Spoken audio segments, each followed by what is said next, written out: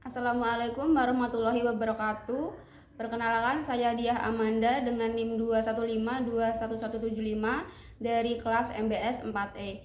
Di sini saya akan menjawab pertanyaan UAS akhlak tasawuf nomor 3, yaitu jelaskan ajaran puncak tasawuf yang berupa wahdah al-syuhud, wahdah al-wujud, hulul, dan ittihad dengan disertai contoh dan analog logisnya.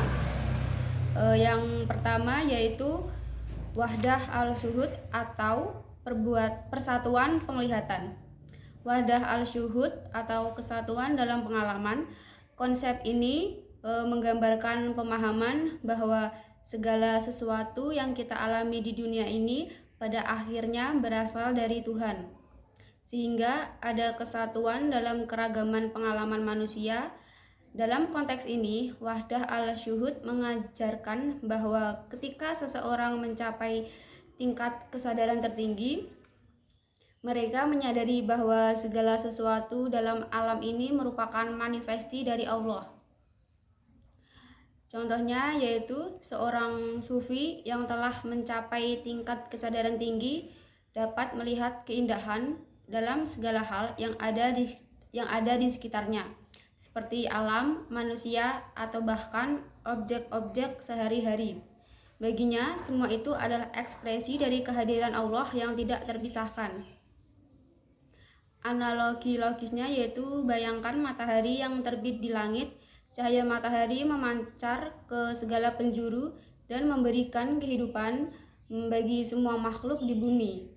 Begitu pula dalam konsep wahdah al-syuhud, kita menyadari bahwa semua pengalaman yang kita alami berasal dari sumber yang sama, yaitu Allah, dan memiliki kesatuan yang terkandung di dalamnya. Yang kedua yaitu wahdah al-wujud atau persatuan dalam keesaan. Wahdah al-wujud atau kesatuan dalam keberadaan. Konsep ini mengajarkan bahwa tidak ada keberadaan selain keberadaan Allah. Dalam wahdah al-wujud, segala sesuatu di alam semesta ini sebenarnya adalah manifesti dari keberadaan Allah yang tunggal. Contohnya yaitu seorang sufi yang mencapai tingkat kesadaran wahdah al-wujud memahami bahwa semua yang ada di dunia ini hanyalah manifesti dari Allah. Ia melihat keberadaan manusia, hewan, tumbuhan, dan semua objek lainnya sebagai bagian dari eksistensi Allah yang luas.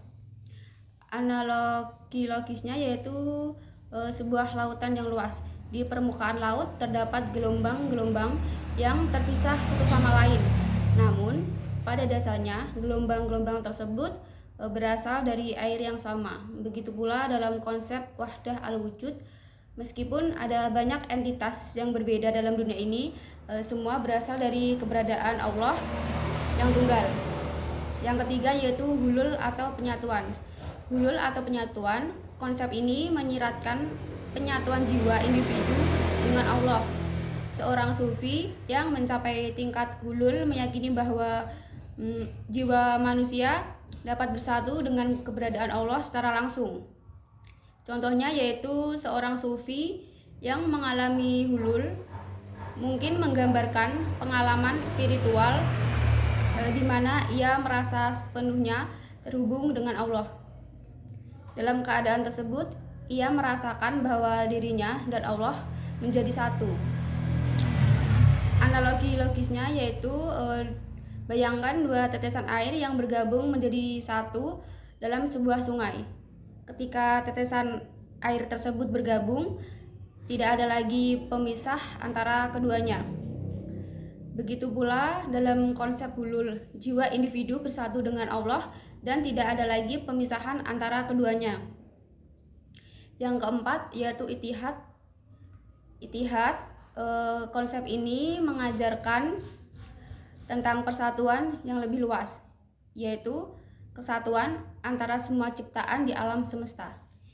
Ittihad mengacu pada pemahaman bahwa semua entitas dan makhluk dalam alam ini memiliki sumber yang sama dan pada akhirnya bersatu dalam Allah.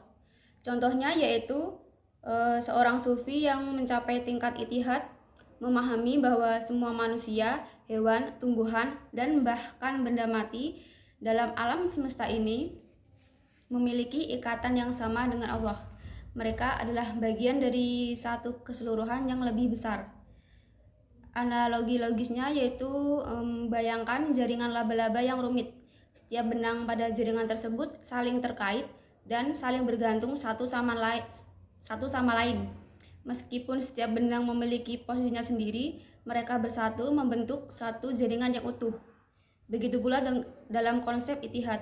Semua ciptaan di alam semesta ini saling terhubung dan bersatu dalam harmoni yang lebih besar.